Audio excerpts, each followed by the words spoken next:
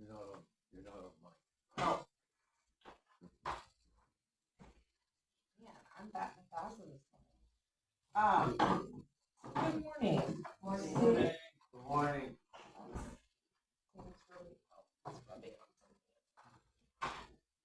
something. So this morning, we're going to talk about visioning, and I'm going to hope that I can get my screen to come up here in a minute.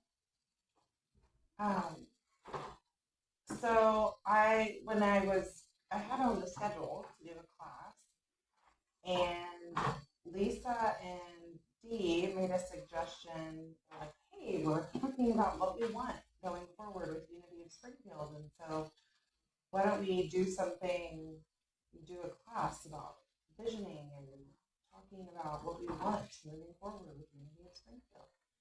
And so I started thinking about that. I was like, well, what would that discussion look like? And, how would we invite people into that conversation? Or, I don't know. I was just thinking of what would that all look like? Sorry, that's terrible.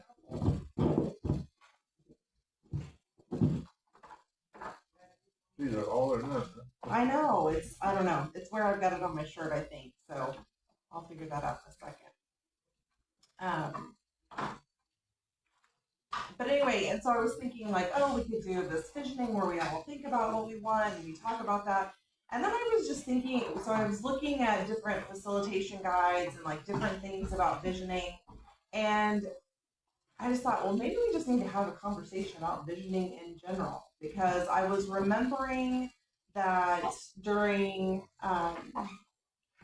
the town hall, someone made a comment about visioning, and I'm pretty sure that it was Wendy who made a comment about making sure we were visioning from the right place, or that we were putting the right kind of power, not right, that's a judgy word, but putting source power behind it and really making sure we were in that place. And so that's kind of what led me to where I ended up. I don't know why this went. Which is where? Which is just talking about visioning. So, well, I just may have to go without that today. So I can see all the pretty stuff, but you guys can't. Let's see if I can put this down here and not have it rubbing my shirt so much. Is it possible to turn your screen around so that we can see your screen? No, I'll try one more time.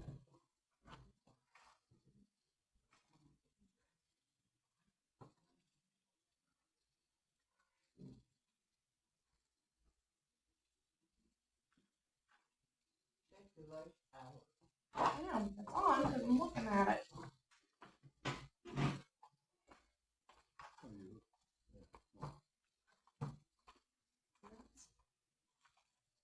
It's this one, Brenda. Is it plugged in good?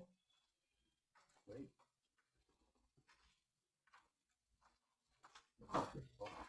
Oh my gosh.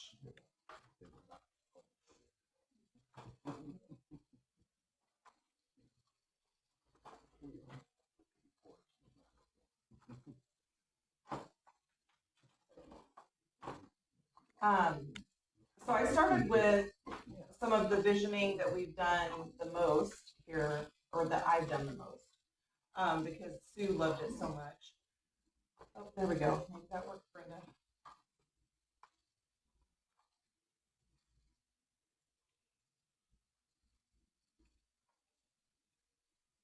Still wanting to.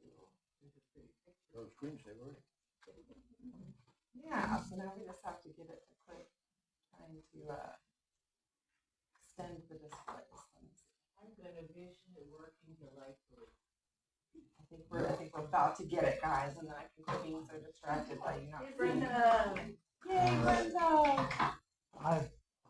Yay! Woo! I deal with that at home as I went through it. Well, All right. There we go.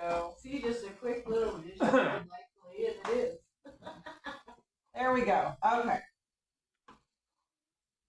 So Michael Bernard Beckwith, he is the one that he's done the life visioning. It's one of his, I think it's a book and an audio program, and he regularly uses it with the Agape Church. And so that was, again, what I was most familiar with. And so I went to that, and it was interesting. So he talks about that goal setting often comes from outside references and not from our inner desire or our true self. And what the if you want to call it a problem with that, or the limitation of that, is that we're then limited to what is in the physical world, because we're limited to what we have seen with our human eyes, or what we know, what we've experienced before, what we watched other people experience. And so it results in us like photocopying the same human experiences over and over again, because we're doing that from a place of humanness and not from the limitless source. So he differentiates and says, so true visioning requires us to get in touch with our higher power, or divine mind, true self, whatever that's called for you, to allow what we are meant to do, or allow this human experience of God as our human iteration of this experience. And so he puts it into two categories: creative visualization, which is the way to manifest things to you, but again has the limitations of what we know or what we've seen before. And so he talks about, that in one of his other parts of that life visioning, he talks about different stages of consciousness, and he calls that like the manifestor consciousness. And so, coming into Unity or coming into New Thought teaching and realizing that like the law of attraction is a thing and that the universe works in this way, and being able to start calling things to you, and that a lot of people, that's really fun and that feels very powerful, and so people kind of get stuck in just that stage of calling things to them. But true visioning allows things and ideas to birth or flow through you that you've never imagined, because it's bigger. It's coming from pure source, and so it's not limited by our human eyes and our human experiences. And neither one it's not a good or bad. It's just a different stage. And so because he talks about within creative visualization, it's a definite stage of our spiritual growth, because what it teaches us is that there is law in the universe, that the universe is friendly towards us and generous towards us, or you could say the universe is always working in my favor. That's how we learn that we learn that our thoughts transmute themselves into things. And he likes to say we learn that things don't just happen, they happen just. And so that's a definite stage within our spiritual development of being able to call things to us that we can see in our human experience, and we can look around and be like, oh, that looks really fun. I want that also. And we start calling that to ourselves. But he says once we can trust all of that and know the nature of our relationship with the universe, once we've learned that through that creative visualization, then we can start to ask higher level questions. And that requires the ability to release control of the how and surrender to spirit. And that's where it gets, like, it's the more challenging part of our spiritual development, right? To step out of the how and just trust that this higher consciousness has ideas that we cannot even imagine. But if we are open and receptive to catching them, then they're desiring to come through us as this human experience and be birthed into the world. And so he talks about his questions for visioning are things like, what is the universe's idea of my life? And then what must I become to manifest that vision? What do I already have that can be used to serve this vision? What must I let go of? What does willingness look like to allow this vision? And for that, if you go through his life visioning process, which I highly recommend, because his voice is hypnotic. If you're listening to the audio of him, his voice is hypnotic, and it is one of the deepest meditative experiences that I've ever had. I've done it multiple times, and every time it sucks me so far deep in. And it's the idea that you can just ask the question, what is the universe's idea of my life, or what is wishing to express through me, and then allow whatever that answer is, because the higher mind has a bigger idea for you than you could even know, and it will try to put it into human experience. Where's the microphone? I was gonna say, Wendy's got thoughts. I see them. Visioning. It's not that I disagree with that, but I think one of the things that is one of the biggest challenges of studying metaphysics and really practicing and getting it is we come from this background that says you don't know. You need to find something outside of yourself that's powerful and that has more. 12-step programs are that way. We're trying to find the church that's going to tell us what we should do with our life.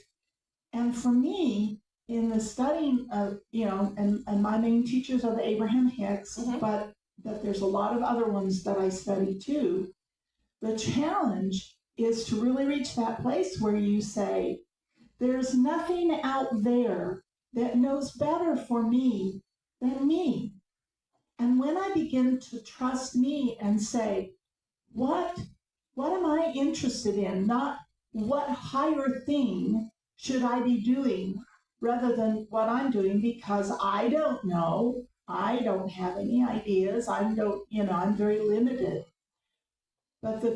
And so that I begin to let go of the limiting conditioning that says in and of myself, it's like we're nothing. We're not original blessing. We're original sin. We're less than. It's one of the hardest things to overcome, to begin to do this. I know, and I'm here not just to do some will somewhere, but when I come here and like Anita Majani said, when she came back, she said, I am the greatest gift that I have to give. And when I start listening to my own heart and my own desires and my own dreams, then what I have to give is authentic, and nobody else can do it. So I'm trying to, I do believe in a higher power, and I do believe that there's an important time to sit and say, yeah, I'm ready for something more, but not, I can't figure it out myself, or I don't know if I'm making any sense. You're making perfect sense. And I think it's not, I don't know that, Beckwith, I think it's more like this part of visioning is being in alignment with that true self and listening to what comes up and then trusting that is, so it's kind of the same thing, but I understand how you are putting it, like some of the words that I was using may have sounded like a limiting concept, or that we're looking for something outside of ourselves, but it's really getting in alignment with the true nature of ourselves and listening to that. So when he's saying, what is the universe's idea, it is at the core of my nature, when I am completely in the flow of spirit and creation, what is there? What is the desire to manifest? So maybe that's a better way to put it. Yeah, for myself anyway, I have to say this is the most authentic church that I've ever seen. And I've heard other people express that too. It's a very honest church. And I don't feel like we do have any taboos. I don't feel like we are limiting ourselves to any particular and what Wendy just said there kind of expresses that too. I think, and one of the things about this class even is that we can reach out there. I mean, different people speak, different people have different knowledge or insights, and some of the things that people do come up with are pretty phenomenal, and I do learn a lot from others because of their insight. And I you know, and if we're doing a visioning for the church, I think that's what you're trying to get to, not just individual visioning. Right. Well, you know, because we've got the whole initiative to like the collective prayer at 9 p.m. Yeah. And so then I was like, so as that collective prayer process, you know, I think it's important for us to really be thinking about where are we? Mm-hmm. Where are we? Yeah. Yeah. As we're doing that. And I think that's what Wendy was saying during town hall, is it's not just about making a list of like great things you would want to see. Like you have to actually like feel it from sort, like it has to be a genuine, and I can't remember what you said, Wendy, at town hall, but it was something about that. Like we have to be like the feelings with it. We have to like actually have the expectation that it's right there for us, and that you know, the infinite power of creation, you know, all of the things, like sometimes people will say, oh, well, you know, we could have that, but oh, it's going to take some time. Oh, it's going to take 5 to 10 years. It's going to take whatever. And it might, but if we truly believe in the infinite power of the universe and create it, really the infinite power of creation and us as creators, it could happen tomorrow. Like all the conditions could come together tomorrow. There's no limitation that this takes 5 years or this takes X amount of time. We can choose tomorrow. We could choose tomorrow. Yes, we could say, 5 years, that'd be great, but how about tomorrow? And then if we are in that true creative place where we are in alignment with the creation of all the universe, of course it can happen tomorrow. Of course it can. And so that's what I was thinking through with this, is like, as we as a church are trying to like step into what comes next, and what do we want to see, and how do we want to continue on as Unity of Springfield, that for ourselves we have to get clear on being in alignment, but then as a collective group, like that's what we do here, is we come together as a group of like-minded people to learn from each other and experience together. And so like, how do we harness that creative power and do it? Yeah, Susan.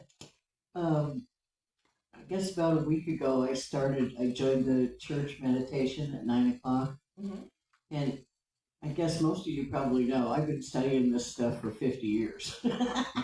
And I've had some success along the way, and I've had some stuff that didn't look like success, but was also successful when I shifted my perspective, that kind of thing. Mm-hmm.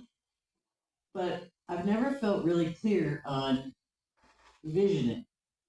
Last week, when I started the 9 o'clock thing, something happened. And I don't know if it was because of the whole group doing it. I flash back to whenever Transcendental Meditation meditated on that city and the crime rate dropped. Mm-hmm. But it was like this combined thing that must have happened to me, because I got a whole new perspective the moment I sat down and started thinking about how wonderful the church is going to be financially, new people, and all these great things. And I have been able to bring that up and feel it in other parts of my life ever since. But I think that collective aspect did something to really shift me anyway. And I'm so thrilled. I just know it's happening. I know it's a done deal already. And I'm able to look at the other parts of my life the same way. Mm-hmm. And yeah, okay, I still get into it occasionally, but I can shift myself out of that so much faster just by remembering the feeling I had that very first night, and I've had every single night since. Oh, that's awesome. Yeah, Rick, or Dawn and then Rick. Sorry. This all makes so much sense in terms of my higher self, because we have things within us that we don't even realize consciously. I remember when it happened to me. I had been in a science lab all my life, and when my second wife died, I had a choice of either dying or choosing a new life. So I prayed about it, and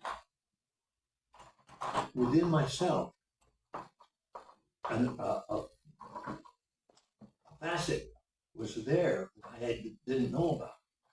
I started having dreams of poetry. A scientist with poetry? No. But it was there in my higher self, knew about this. And Wendy and I read some of my stuff every morning. And we took something out of my first volume. I've got 18 of them now.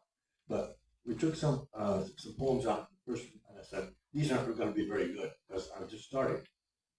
But let me tell you, they're just the same quality as what I'm putting out today, because my higher self is taking over, and it's unexpected. You don't even suspect that it's there, but a little prayer will help bring it out. Yeah, getting still and connecting, right? Yeah. Yeah, so about a year ago, I went to a metaphysical fair down at the Fairbanks building, and this woman talked about visioning and how a lot of people they try to manifest things, but they don't seem to be able to do it. And she was, she came from a rough beginning, and I know she started manifesting it and stuff, and it really improved her life in leaps and bounds. And she says the problem people have, if you're having a problem with visioning or manifesting, is that you're meditating in the mind, and the idea of it. And she said once you had your idea, you had to meditate from the liver and from the stomach and from your sexual genitalia, kneecaps, and your toenails, because you had to bring it into your body to try to make it come into being. That was her thing that she said. Interesting. Yeah. Oh. It's like you have to get it up to your heart, where you're just in gratitude. Now I'm going to say something that I really am still trying to figure out myself. Okay, but I really get that this is part of the metaphysical community's stuff too, and that is, so one day I'm sitting in Abraham, and when Spirit speaks to me, a lot of times my hands will shake, and that means get a pen, And what it wrote, it said, Wendy, you understand these principles. You could teach them. You know them. Why are you using them to stick your finger in a dike and hold back bad stuff? Why are you using this for that? And since then, I've been thinking about it, and that's actually the class I was going to talk about doing. Because I'm listening to Daniel Neyman's, what if the race was over? What if we've all won? What if we're all victorious now? What if we've nothing to fix? And you know what? At first, that just sounded like hell. It sounded like a place, there's nothing to do. And yet everything we strive for is a place where there's just good. I don't think most of us even know what it is to want that. even know what that is to envision for that. You know, and it's not. I love that we do things for the homeless. I love that we care about people who are being marginalized or things like that. But I also know that it's not until we as a group say there are no marginalized. We could never be marginalized. How do you marginalize God? And so in some ways, this visioning for our church, we've got to bring our own belief about the goodness, how fun it's going to be to create heaven here and live in heaven, rather than what can we fix, who can we help, how can we change something wrong. And I don't know if I'm making sense, because I'm still trying to figure this out. I sat driving down the road crying when I had this, because, you know, I'm always giving stuff to people and helping them. Is that, who even am I if I'm not fixing the broken world? And so it's something to think about in the envisioning. How do we do something different? Yeah. This morning, I got up 6:45, went to the Walmart, and I had to get creamer and some coconut milk and cheese and stuff like that because we've been gone for a while. And nobody there. You know, park wherever you want and stroll down the aisles and not see it sold. And it's great if you ever want to go shopping. But when I was there, there was a young man, and he was in, I would guess, maybe his 30s. And his body was contorted in every possible way that you could imagine. His arm was going one way, his hand was going another, his leg, and he was in an adult stroller. And a person who I believe must have been his father was pushing him.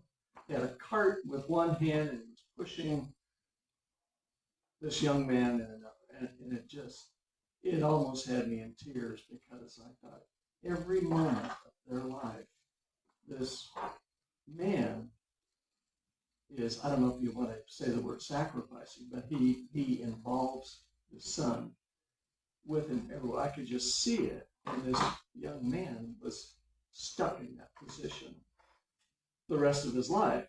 And it made me realize exactly what you said, Susan, that we don't really look at the gratitude that we have, because we have a choice. We can do whatever we want to do. And we've been given so much that we just take for granted. And I think that's the way we can look at our lives, is that, wow, how powerful we are, how much we've been given, how much God has blessed us. And not that they haven't, these other two people, that's just another way of living, another way of looking at life for them. But it really hit me hard this morning when I saw them. Yeah. So Michael Bernard Beckwith, he goes on, he talks about, he says behind every problem, and then he says, if you, like, problem is a human word that we use, and not really, like, he's not trying to put a negative thing, but for everything that we're trying to figure out, there is a question trying to ask itself. Behind every question, there's an answer trying to reveal itself. Behind every answer, there's an action trying to take place. And behind every action, there is a way of being trying to be born. And so he goes on to say, like, and this is what we said before, like, there are things inside of us that we cannot even comprehend in its fullness. And he likes to say, there is an inner splendor in each one of us desiring to emerge and show itself to the world. And so he says, when we're in alignment with that, then we ask, instead of asking, you know, how do I get this? How do I get that? Or whatever, we start asking things like, what is the way of love? How do I become the love that is the way of love? what is the way of prosperity? What is the way of peace? What is the way of joy? And then the answers will flow to us in our intuition and our desires, that we will start becoming the way of those qualities that are infinitely available to us. And then, Wendy, I did throw in some Abraham Hicks because I watched some of that, and I, like, if you want to know, like, I'm not the expert in Abraham Hicks. There are several people in this room that have been studying that for a very long time. But I thought it was really interesting because I caught one of the things that I listened to in preparing. And so what Abraham Hicks was talking about as terming it like creating by default, or step one, was what Abraham referred to it as. And it really lined up with what Michael was calling like creative visualization. So it's again that, like Abraham Hicks says, we're really good at getting clear on what we do want and what we don't want. But that's like step one. And so like we start playing around with that, and it starts resulting in source knowing what we want and meeting us with that vibration, and the law of attraction gets put into play and starts gathering what we want, like putting it to us over and over again. And we're like, this is awesome. This is amazing. But Abraham Hicks says that's kind of creating by default. Like we've kind of figured out how to play around with the laws of the universe, but we're still expressing as separate in doing that, because it still is like this, like, oh, I'm putting this out there, and then somewhere else or something else is bringing it into my awareness. And so then Abraham, like when they're talking about being in the vortex, it lines up with what Michael was talking about as like true visioning from that inner self or higher self. And it was one of the things that I listened to. It was on, there's so many YouTube videos that you can watch with Abraham Hicks, and 10-minute clips or hour-long clips or whatever you want to get into.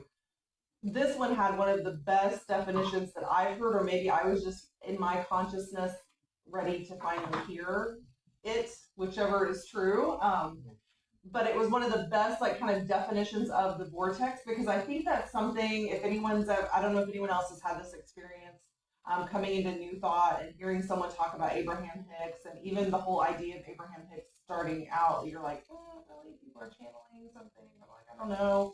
That sounds a little weird. But then you start listening to it, and you're like, this is just truth with a capital T. Like, this just, like, I feel this with every part of my being when I listen to that. But then the vortex, like that just sounds so like science fiction-y to me, if I have to put like human judgy words on it. And so I've always been a little hesitant, but like listening to this, it was the best definition of the vortex that I've ever been able to receive. And it truly was just like, it's the flow of all creation. It is that place. It is that inner, or it's that connection to everything that is and ever was. So they said the vortex is a vibrational state of being that's a precursor to all positive motion forward, all that is. It's encapsulated, condensed, straight up source. It's pure positive energy. It's the anchor, the touchstone, and the eternal pool of well-being. Well, that's true self, divine mind.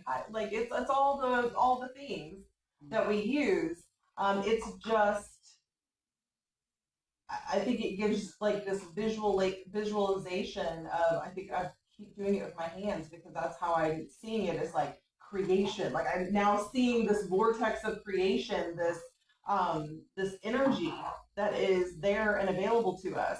And Abraham Hicks says, being in the vortex happens when we get in alignment with who we really are, and we can be in concert with the energy that creates worlds. And it's the source of all well-being, calling you home, calling you to alignment with all of creation, because that is what we all are, is part of that collective. And this was interesting to me too. It says when we get close to the vortex without enough resistance to hold us back, the vortex will pull you in every time. So like that's our natural state of being. is to be, yeah, is to be in the vortex, to be in that space of creation. That's our natural state. But we put all this human resistance on it. And so we're actually keeping ourselves out. And so they said the key to aligning with the vortex is to stop doing what you're doing that keeps yourself in resistance and separation from it. And I thought it was interesting. They said, so when we sleep, it's very easy for us to fall into the vortex because all of our we release all of that so that our body can sleep. But they were saying, so then why is it that you can wake up and not be, why do you not wake up every morning in just this blissful vortex state, or why don't you wake up super connected to your true self every morning? And they said, well, however you fall asleep, whatever consciousness you fall asleep with, still there when you wake up. So you still got all that same resistance. And so it really stuck with me though, as I'm like, oh, okay.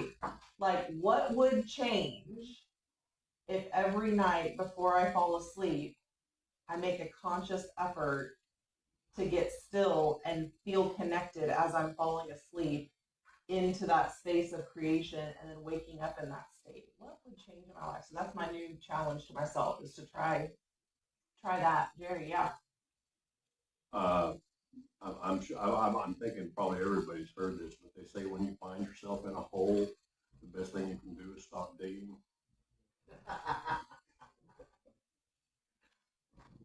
Yeah, it's that resistance that gets us every time, isn't it? And yet it's part of the experience. That's how we learn.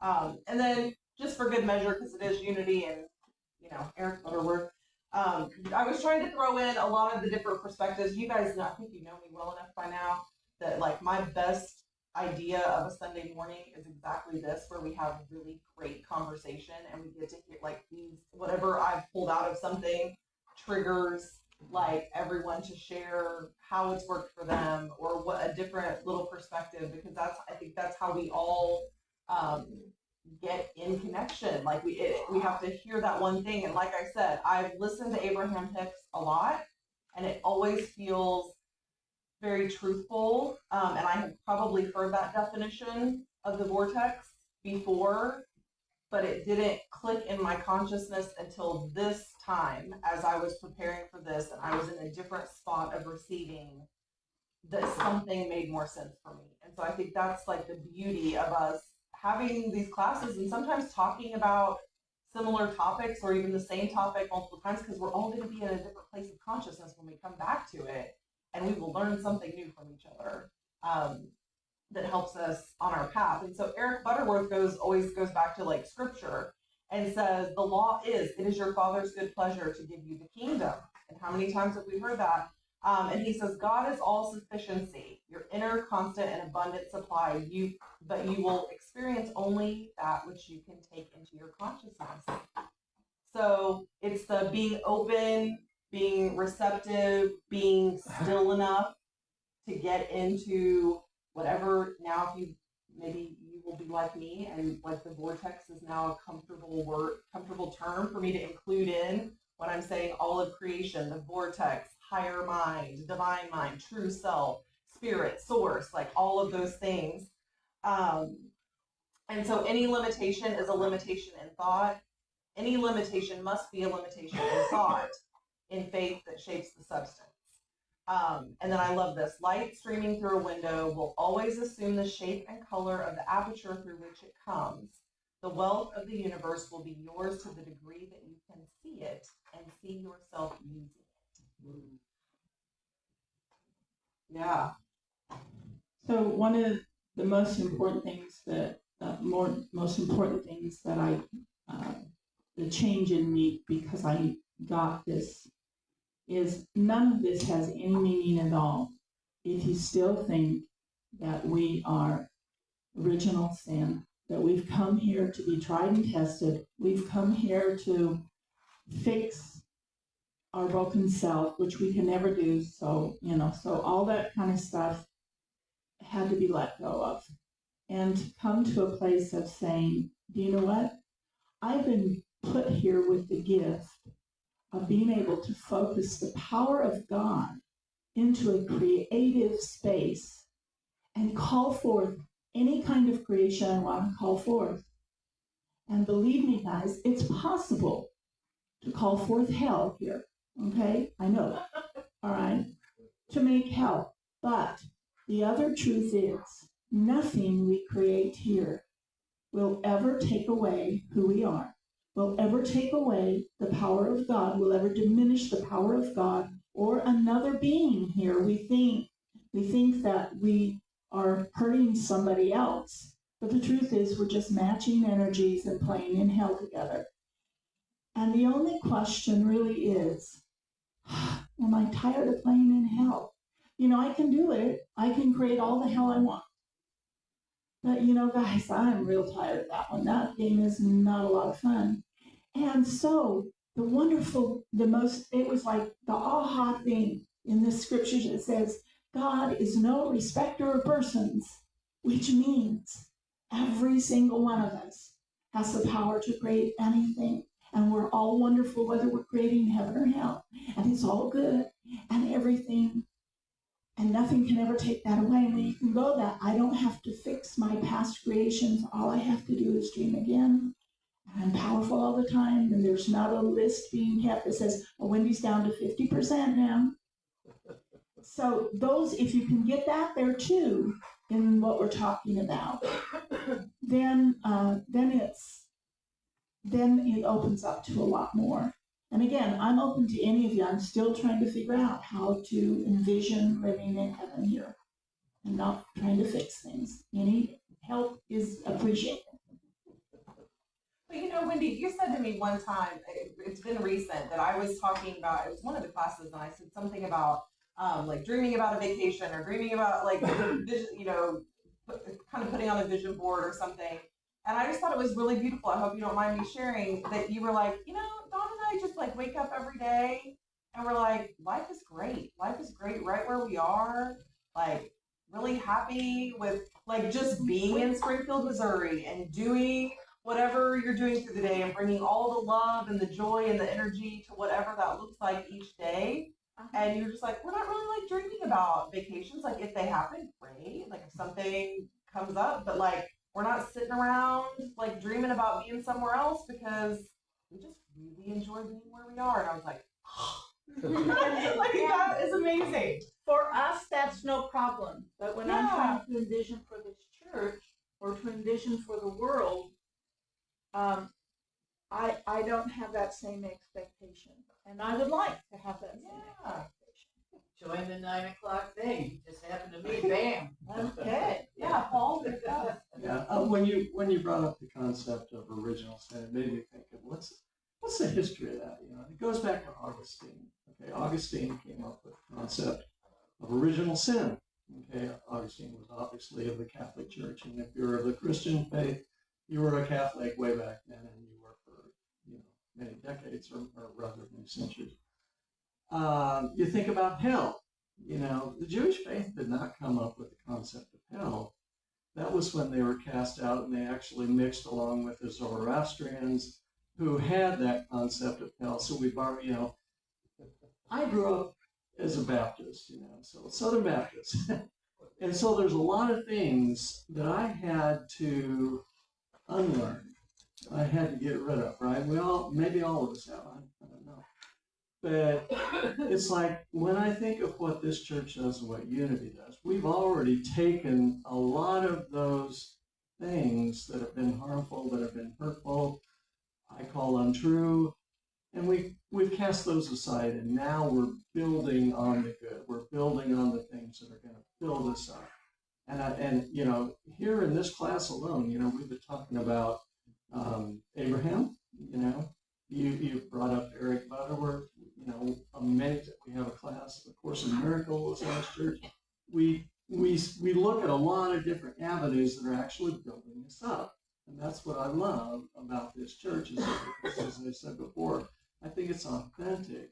We're not going to get stuck in the things that are going to keep hurting us. I know I have a lot of friends that are still stuck in that. They believe in the original sin. They believe in hell.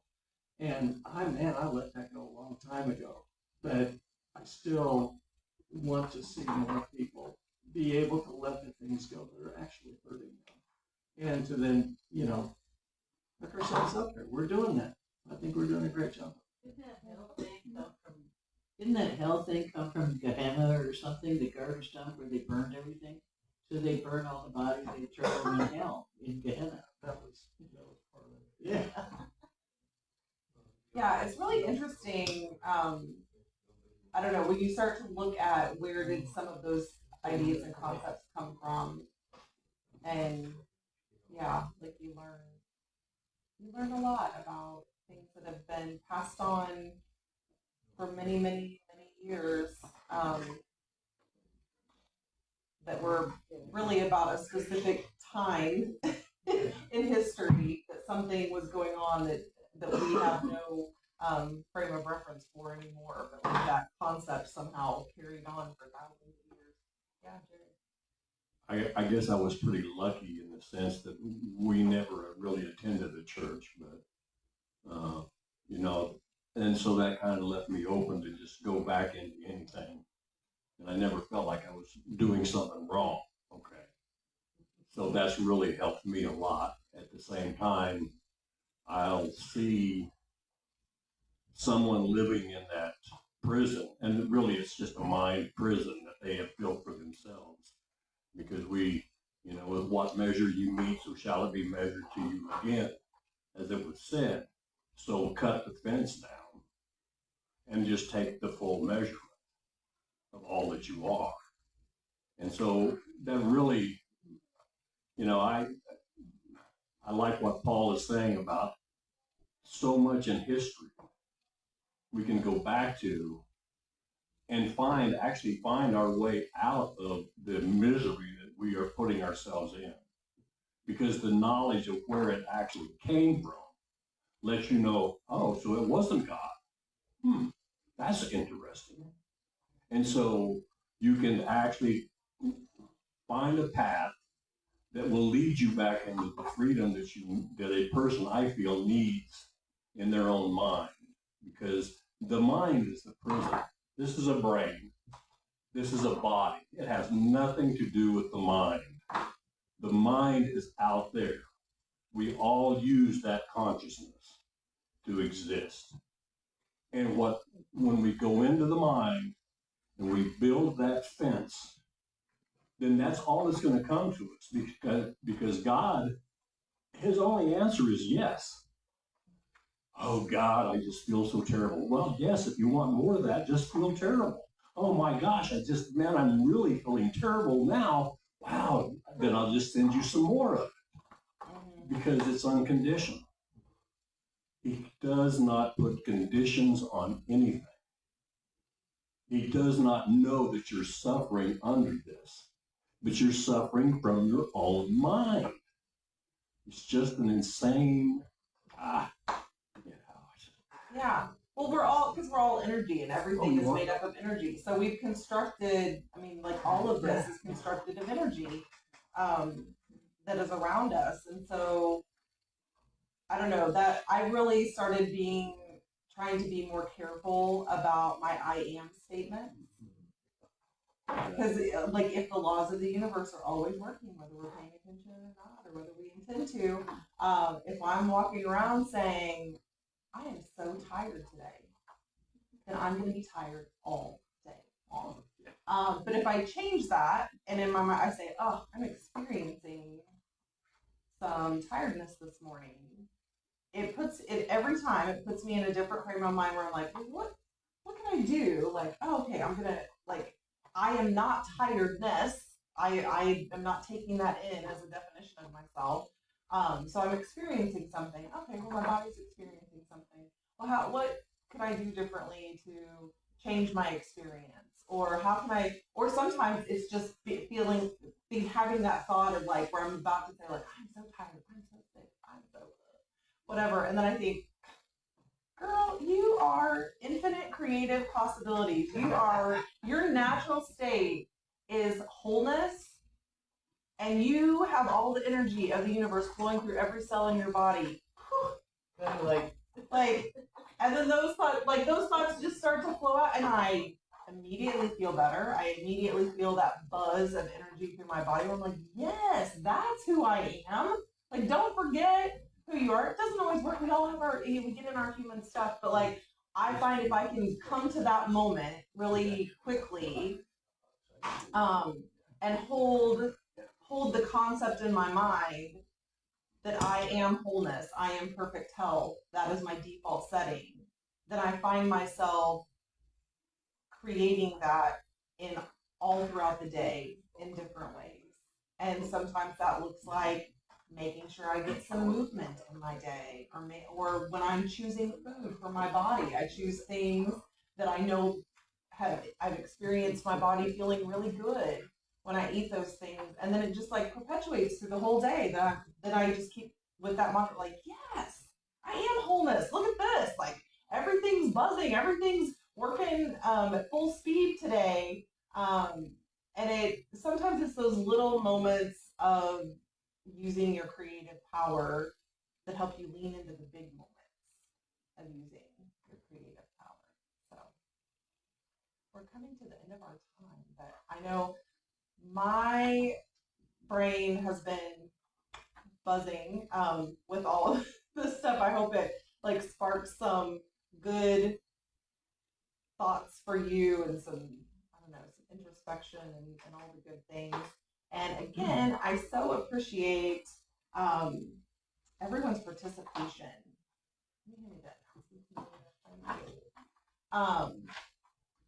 Because that's those are my favorite classes when we all share together. So our announcements: meditation is tonight at 6 p.m. open to everyone. The Navigating Grief Support Group meets the second and fourth Fridays at 6 p.m. The next meeting is this Friday, open to anyone experiencing any type of grief. This Saturday, we'll walk in the parade and have a booth at Ozarks Pride Fest. We would love a big group for the parade. It starts at 11:30. We're asking that people be there at 11 at the corner of Tampa and Benton. You can park at the Springfield Municipal Court parking lot. Get all the details by going to Ozarks Pride Fest website or contacting Mary Hilsbeck Huber. Next Sunday, Greg Lee will be facilitating this class, and his class title is Mirrors, so that's at 9:15. And our celebration of service next Sunday, we are excited that it will be Mitch Shears as our guest speaker. And he, I won't read this whole bio there because you'll hear it in service, but he is very happy to be using his voice in that platform. We will be eagerly awaiting what hilarity he brings to us next Sunday. Our next Community Through Music outdoor concert is June 28th at 7 p.m. and featured performers will be Timmy Miano, Belinda Mullins, and Carson Davis. Bring your chair and a friend and come support local artists. And then everyone is invited to our annual summertime picnic right after service on June 29th. We'll have hamburgers, hot dogs, and if you can bring side dishes to share, that is great. Please sign up at the connection table if you can bring a side dish and if you plan to attend, so we know how many to prepare for. And you can find everything going on at Unity of Springfield at unityofspringfield.org.